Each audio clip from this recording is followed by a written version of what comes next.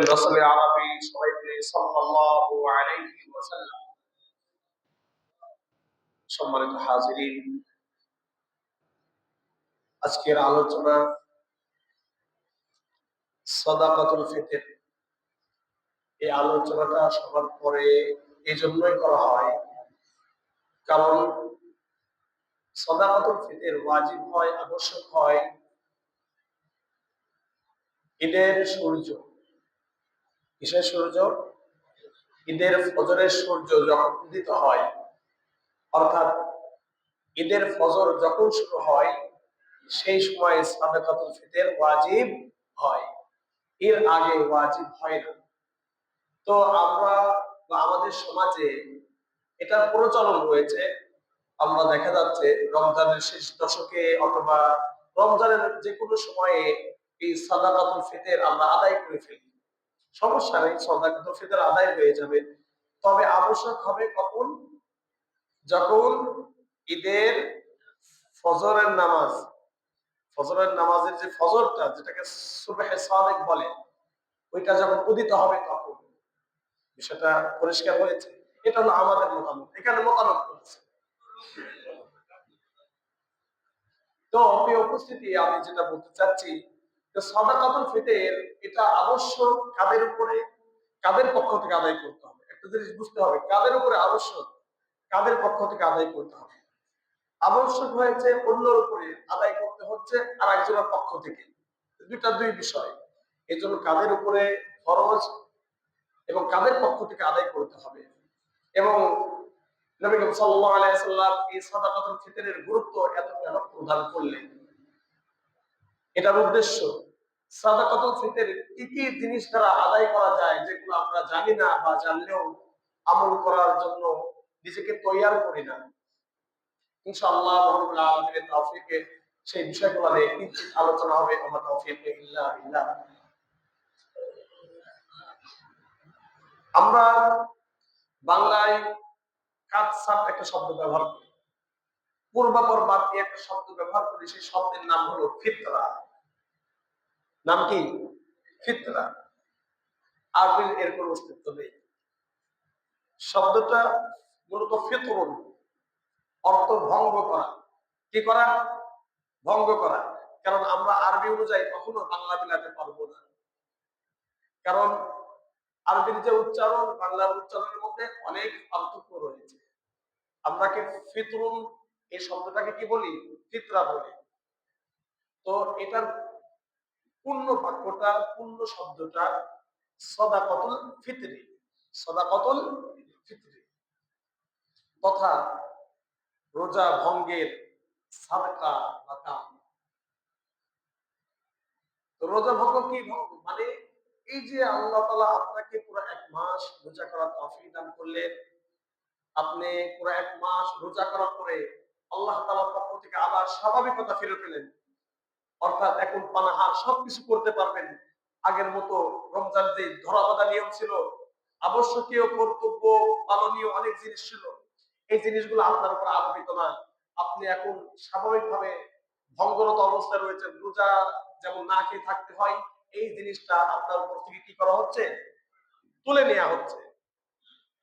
বিষয়টা বুঝতে পারছেন? মানে এখন যে কোনো মুহূর্তে আপনার খাবার অনুমতি রয়েছে। সুবহানাল্লাহ ওয়া বিহামদিহি। আর এই খাবার অনুমতিকেই ফিতর। এখন আপনি রোজা ভঙ্গ হলে মানুষ যেভাবে পানাহার করতো, কিন্তু এই সময় কেউ যদি পানাহার করে, মানুষ খুব খারাপ ভাবে তাকে মনে মনে লানত করে, তার জন্য বদদোয়া পর্যন্ত করে, হেদায়েতের দোয়া করে। মহানবুল আলামিন এই ব্যক্তির জন্য বদদোয়াই করেছেন, রাসূল এই ব্যক্তির জন্য বদদোয়া করেছেন, সমস্ত মাখলুকাত কায়নাত এই ব্যক্তির জন্য বদদোয়া করেছে। যে ব্যক্তি রোজা থেকে, রোজার মাসে রোজা রাখলেও ইচ্ছাকৃতভাবে রোজাগুলোকে ভঙ্গ করে যাচ্ছে, কিন্তু এই ভঙ্গটা যদি রোজার মাসের পরে হয়, এটা হবে সওয়াব। সুবহানাল্লাহ ওয়া বিহামদিহি। একই জিনিস রোজার মধ্যে হলে গুনাহ, রোজার বাইরে হলে ভালো নিয়তে পানাহার করলে সওয়াব হবে। পার্থক্য এখানে। তো শব্দটার নাম হলো আরবিতে সাদাকাতুল ফিতর। সাদাকাতুল ফিতর কাকে বলা হয়? এটা আমরা সবাই জানি যে রমজান শেষে একটা কিছু আরোপিত হয় আমাদের উপরে, একটা অর্থ আরোপিত হয়, সেই অর্থ পরিশোধ করার নাম হলো সাদাকাতুল ফিতর। এটাই অর্থ। আরবিতে আরো সুন্দরভাবে গোছানো ভাবে আছে। আমরা যেটা বুঝি, আপনার বুঝ ভুল নয়, আপনার বুঝ ঠিকই আছে। তবে আমরা অনেকে এর উদ্দেশ্য জানি না। মহানবুল আলামিন শরীয়তের প্রত্যেকটা আমলের, প্রত্যেকটা ইবাদতের রাসূলের মাধ্যমে তার উদ্দেশ্য বর্ণনা করে দিয়েছেন। স্বাভাবিকভাবেই যখন আমি কোনো জিনিস, কোনো ইবাদতের একটা উদ্দেশ্য জানবো, উদ্দেশ্য বুঝবো, তখন ওই আমলটা করতে আমার ভালো লাগবে, দিলে একটা ইতমিনান তৈরি হবে, প্রশান্তি লাভ হবে। যদি আমি নামাজের উদ্দেশ্য না বুঝি, যাকাতের উদ্দেশ্য না বুঝি, সাদাকাতুল ফিতরের উদ্দেশ্য না বুঝি, আমি এই আমলগুলো করে তেমন মজা পাবো না। এই জন্য প্রত্যেক মুসলমানের কর্তব্য ইবাদতের উদ্দেশ্যগুলো বুঝে নেওয়া। আল্লাহ তাআলা সেই তৌফিক আমাদেরকে দান করুন, আমিন। তো সাদাকাতুল ফিতরের অর্থ আমরা বলেই দিলাম। এই জিনিসটা মহানবুল আলামিন তার হাবিবের মাধ্যমে আবশ্যক করে দিয়েছে সেই নবী করিম সাল্লাল্লাহু আলাইহি ওয়াসাল্লামের জামানা থেকেই। এটা কোনো পরের কোনো বিষয় না, হাজার বছরের পরের কোনো বিষয় না, এটা রাসূলের জামানা থেকে এভাবেই চলে আসছে। তবে হ্যাঁ, পার্থক্য এখানে, আজ সাদাকাতুল ফিতর অর্থ দ্বারা, টাকা পয়সা দ্বারা আদায় করা হয়। একটা সময় এই টাকা পয়সা দ্বারা আদায় করা হতো না।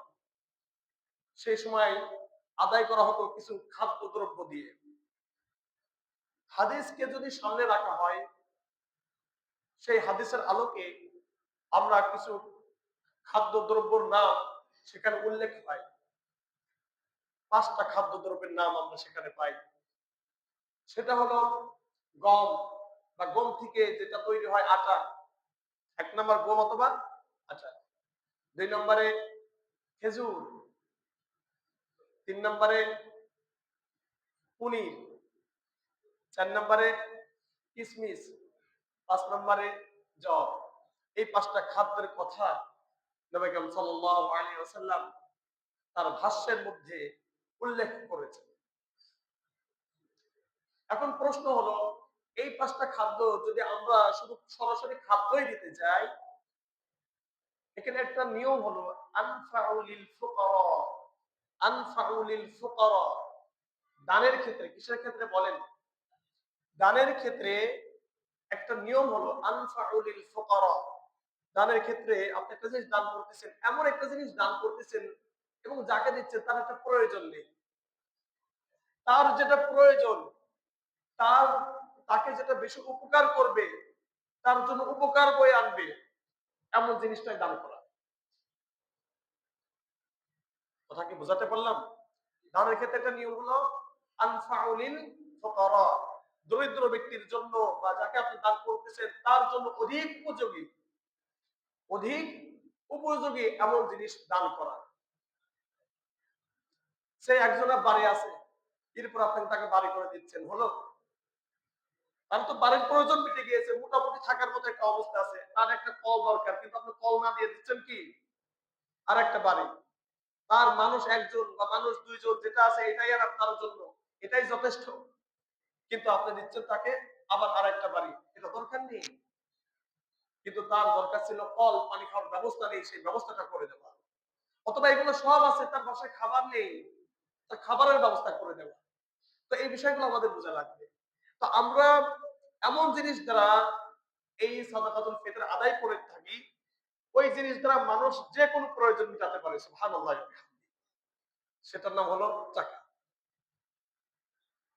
সেটার নাম টাকা।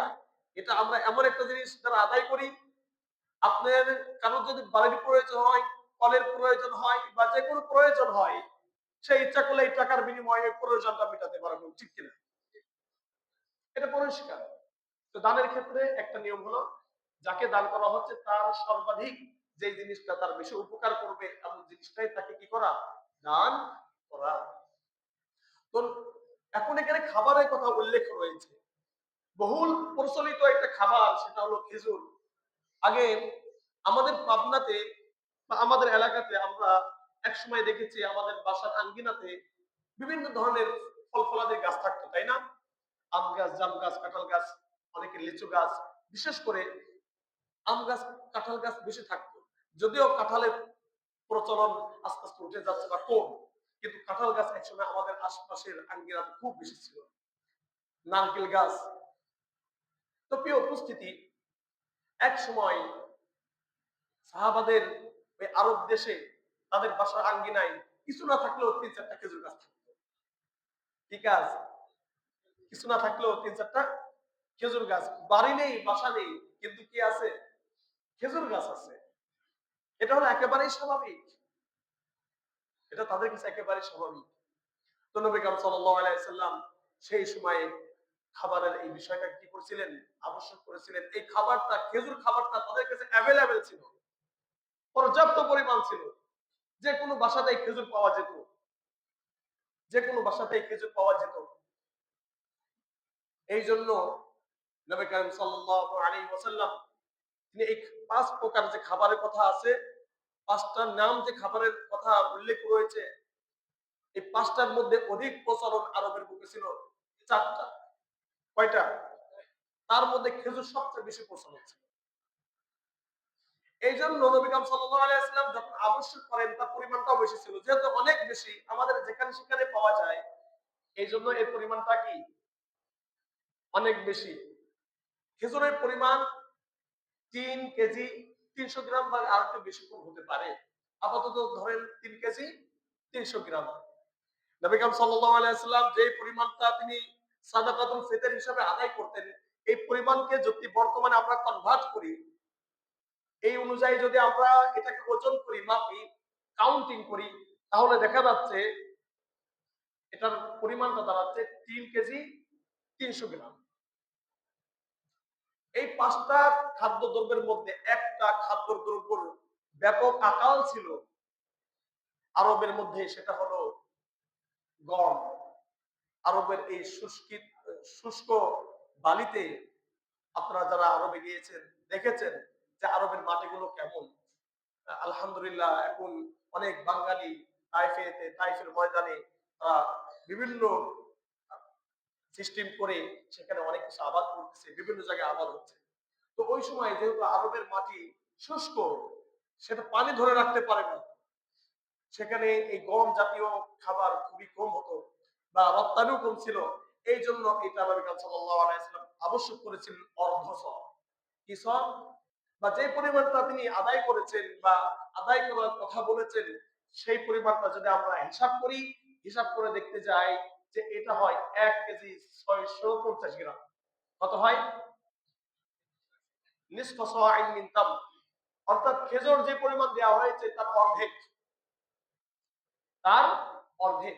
তো অর্ধেক হিসাব করলে দেখা যাচ্ছে 1 কেজি 650 গ্রাম। এই পরিমাণ নবী করিম সাল্লাল্লাহু আলাইহি ওয়াসাল্লাম কি আদায় করার ক্ষেত্রে বলেছেন? গম, গম আদায় করার ক্ষেত্রে বলছেন। জব, এখন বলতে পারেন হুজুর জব আর গমের তো ফসল ফলানোর কোয়ালিটি বা সিস্টেম তো একই, কিন্তু আরবের বুকে জবের প্রচলন বেশি ছিল বিধায় সেই জবটাও কি ছিল? ব্যাপক পরিমাণে ছিল। এই জন্য পরিমাণটাও বেশি ছিল। যে পরিমাণটা আদায় করেছিলেন নবী করিম সাল্লাল্লাহু আলাইহি ওয়াসাল্লাম, এই পরিমাণটাও 3 কেজি 300 গ্রাম। তো হাদিসের সেই ভাষ্যটা যদি আমরা বর্তমান এই ওজনটা বর্তমান ওজন অনুযায়ী কনভার্ট করি, আমাদের দেশের ওজন অনুযায়ী গম হয় 1 কেজি 600 গ্রাম, আর বাকি 4টা খাদ্য হয় 3 কেজি 300 গ্রাম।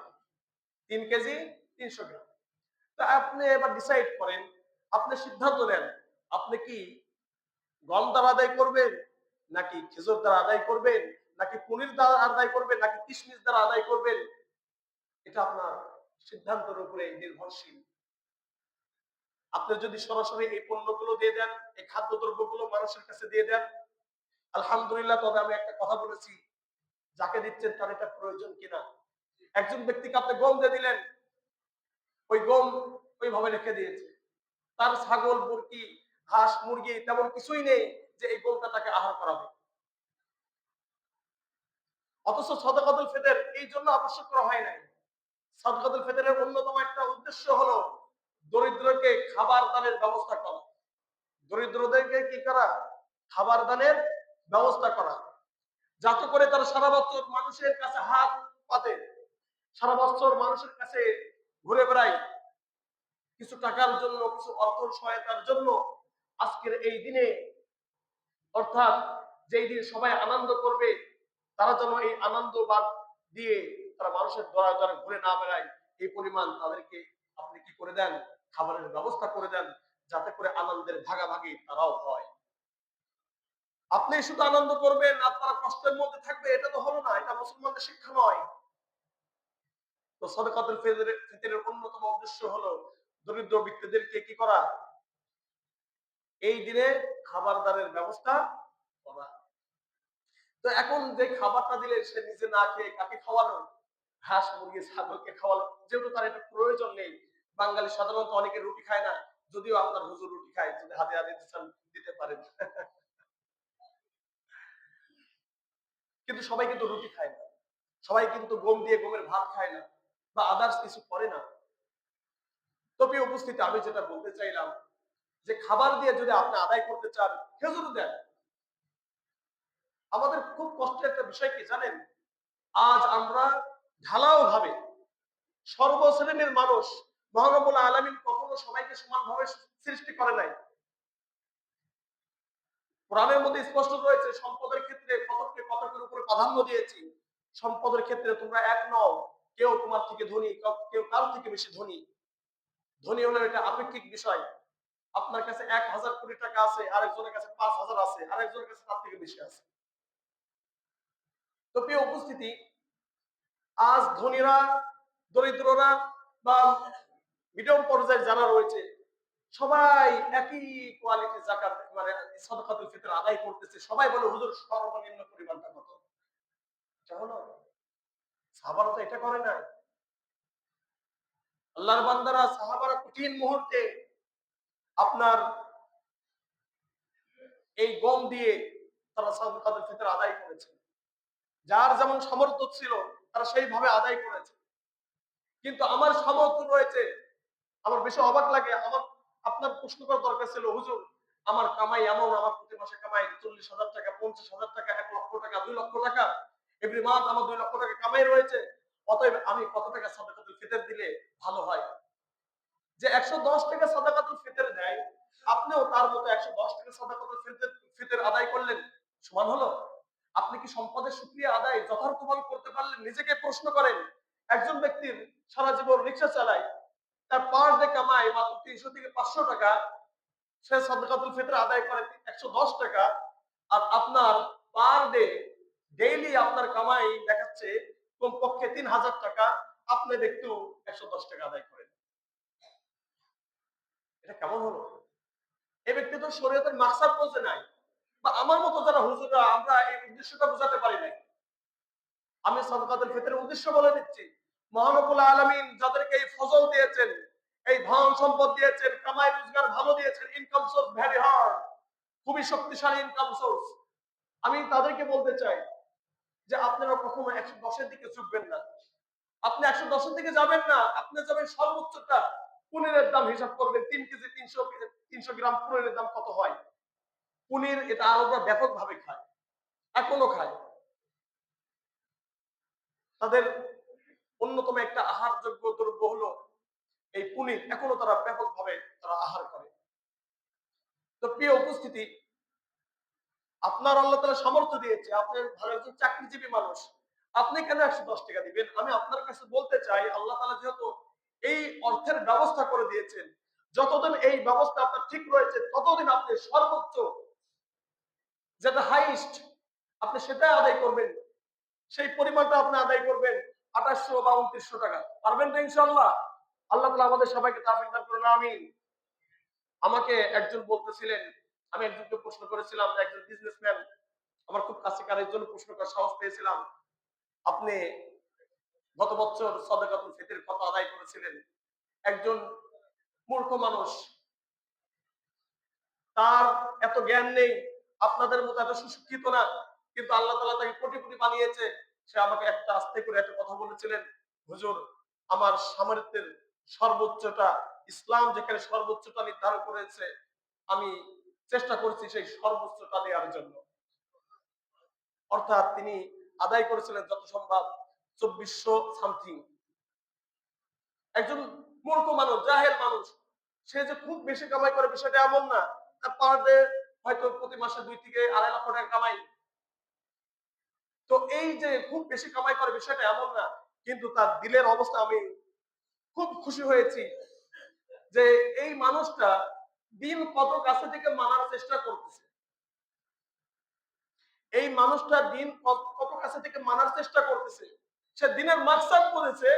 একজন জাহেল মানুষ, যার ইসলামিক তেমন জ্ঞান নেই, এত শিক্ষায় শিক্ষিত না, যার জ্ঞান যে খুব বেশি বিষয়টা এমনও না, কিন্তু সে ইসলামটাকে এত কাছে থেকে দেখেছে যে সাহাবারা যাদের যে সামর্থ্য ছিল তারা সেইভাবে আদায় করেছেন।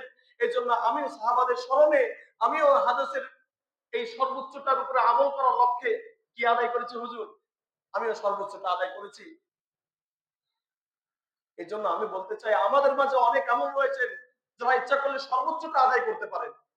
তারা নিয়ত করেন 110 নয়, যে আল্লাহ তাআলা আপনাকে এই তৌফিক দিয়েছেন, যে আল্লাহ তাআলা আপনাকে এই পরিমাণ সম্পদের মালিক বানিয়েছেন, যে আল্লাহ তাআলা আপনাকে সম্পদ দিয়ে ভালোবেসেছেন। মনে রাখবেন এই আল্লাহ তাআলা মুহূর্তের মধ্যে সমস্ত সম্পদ কেড়ে নেওয়ার ক্ষমতা রাখে। রাখে কিনা বলেন? তো যেহেতু আল্লাহ তাআলা আপনাকে ক্ষমতা দিয়েছেন, এই ক্ষমতার সৎ ব্যবহার করার উপযুক্ত সময় এটা।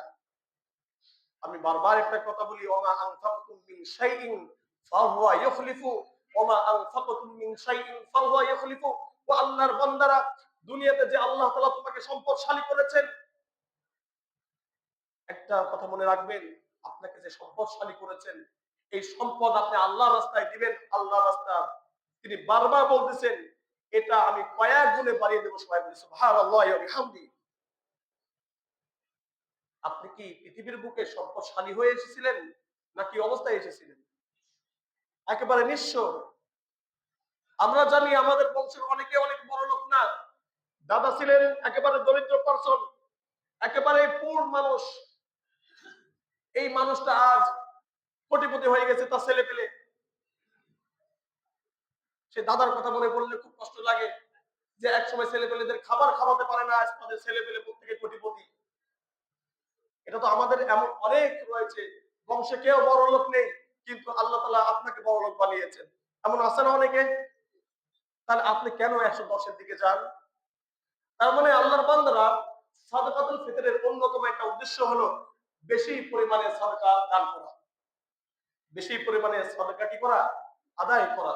এই আদায়ের মাধ্যমে মহান আলামিনের বিশেষ ফজল, করম, রহম, মাগফিরাত কি করা? অর্জন করে দেওয়া। আল্লাহ তাআলা সেই তৌফিক আপনাদেরকে দান করুন, আমিন। প্রিয় উপস্থিতি, আমি সংক্ষিপ্তভাবে আমি বলে দেব বর্তমান অনুযায়ী কোন জিনিসের মূল্য কি পরিমাণ হয়। আপনাদেরকে বলে দিই, আপনার অবস্থা অনুযায়ী আপনার কোনটা আপনার সাথে খাপ খায়। যদি আপনার মান্থলি বা মাসিক ইনকাম হয় 50,000 টাকা, তাহলে আপনি 110 টাকা আদায় করবেন না। আপনি কোন পক্ষে? জবের যে পরিমাণটা রয়েছে বর্তমানে, কিসের পরিমাণটা? জবের পরিমাণটা রয়েছে, এটার যদি হিসাব করে দেখি যে 595 টাকা। কত টাকা? বা কম বেশি হতে পারে, বেশি হতে পারে। আপনি 3 কেজি 300 গ্রামের দাম হিসাব করবেন, জবের দাম কত। না হাই কোয়ালিটি, না লো কোয়ালিটি, মিডিয়াম থেকে একটু ভালো। একবার হাই কোয়ালিটির জব না, আবার লো কোয়ালিটিরও না, মিডিয়াম থেকে একটু ভালো। এই জবের 3 কেজি 300 গ্রামের দাম কি পরিমাণ হয়, সেই পরিমাণ অনুযায়ী আপনি টাকা দিয়ে দিলে কি হয়ে যাবে?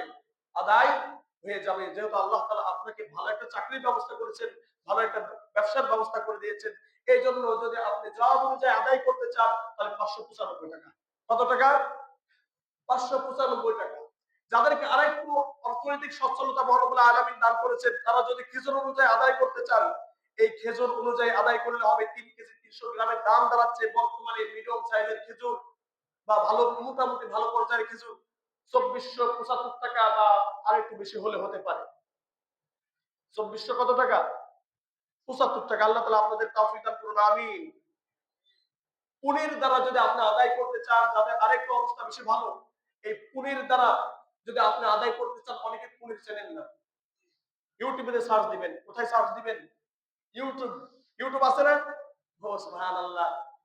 ইউটিউব, ইউটিউবে সার্চ দিবেন, দিয়ে পুনির কাকে বলে, হ্যাঁ, পুনির কাকে বলে, আপনি সেটা খুঁজে পাবেন ইনশাআল্লাহ। সেই পনির, এই পনিরের দাম অনুযায়ী যদি আপনি আদায় করতে চান, যাদের অর্থনৈতিক সচ্ছলতা ভালো, সে আদায় করবেন 2800 থেকে 2900 টাকা। 2800 থেকে 2805 টাকা থেকে কত টাকা? 2900 টাকা।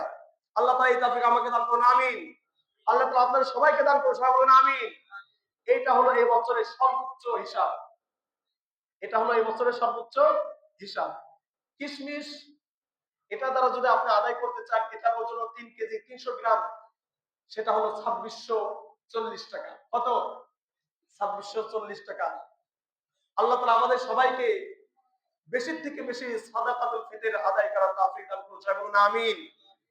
প্রিয় উপস্থিতি, আপনি ওইটা থেকে বের হয়ে আসুন।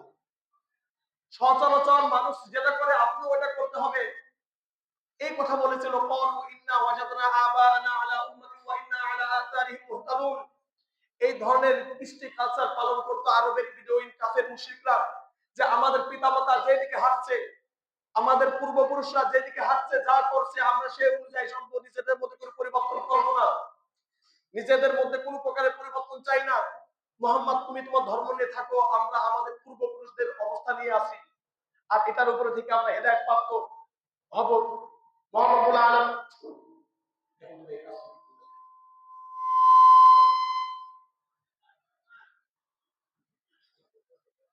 তো মহান রব্বুল আলামিন যারা এই কথা বলতো যে আমরা পূর্বপুরুষদের কথা অনুযায়ী চলবো, সেইভাবেই চলবো, আল্লাহ তাআলা তাদের কপালে হেদায়েত রাখেন নাই।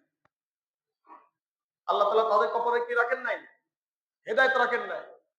তো আপনি যদি পূর্ণ হেদায়েতের রাস্তায় যেতে চান, ইসলামটাকে যদি কাছে থেকে বুঝতে চান, ইসলামের উদ্দেশ্যটা যদি আপনি দিল থেকে ধারণ করতে চান, আপনার হুজুর তিনি কোন মূর্খ ব্যক্তি নন।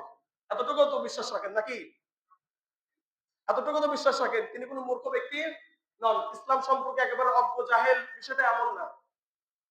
তো সেই অনুযায়ী চলেন, ইনশাআল্লাহ ইসলামের অনেক উদ্দেশ্য বুঝতে পারবেন। ইসলামকে অনেক কাছে থেকে খুব ক্লোজলি আপনি ইসলামকে ধারণ করতে পারবেন ইনশাআল্লাহ। আল্লাহ তাআলা আমাদের সেই তৌফিক দান করুন, আমিন। সাদাকাতুল ফিতর আমরা কোন সময় আদায় করব?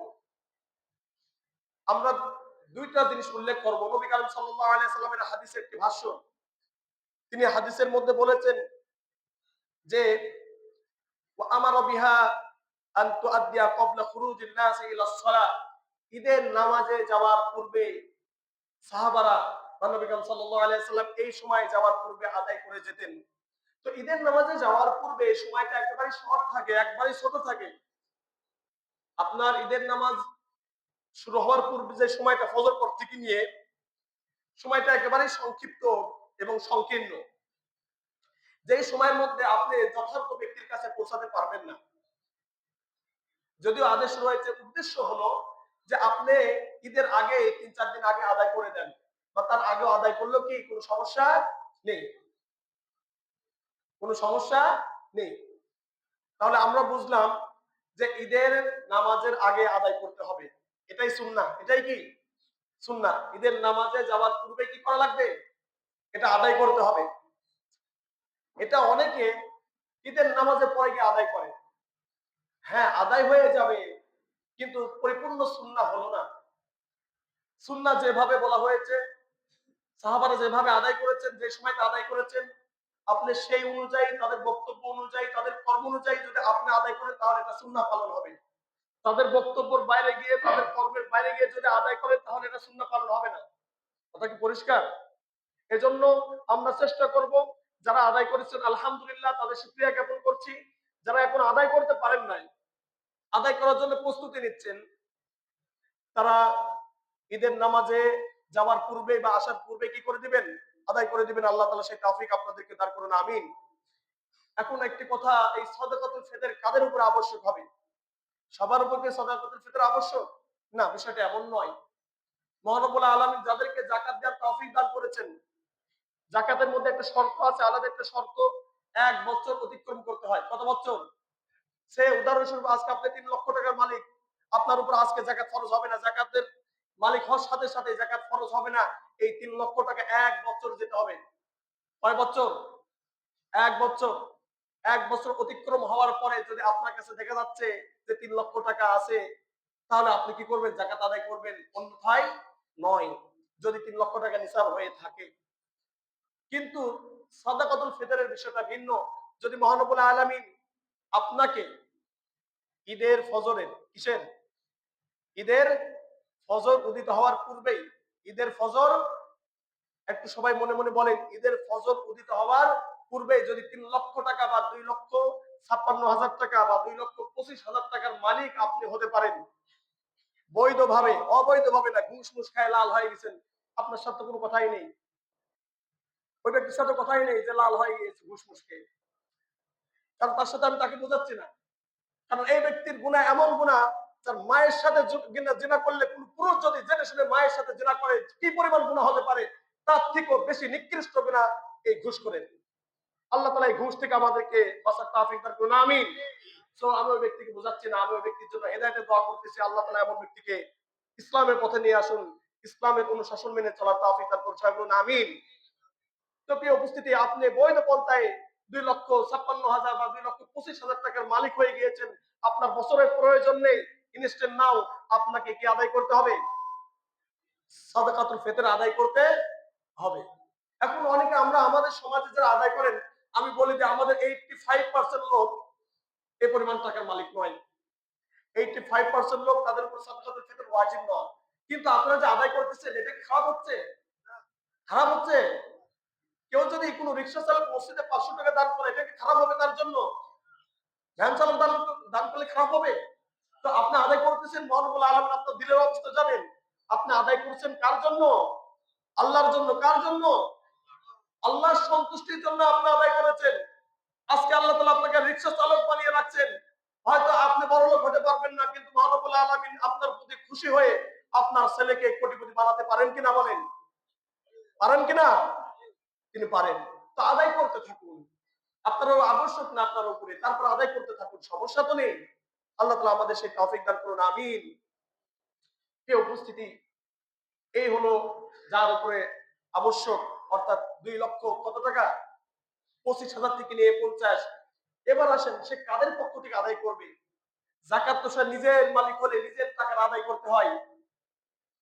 ছেলে যদি টাকার ধন সম্পদের মালিক হয়, ছেলে বাপের টাকা যদি আদায় করে দেয়, হবে না। বিষয়টা বুঝতে পারছেন? কিন্তু সাদকাতুল ফিতর, আপনি অ্যাজ আ অভিভাবক, একজন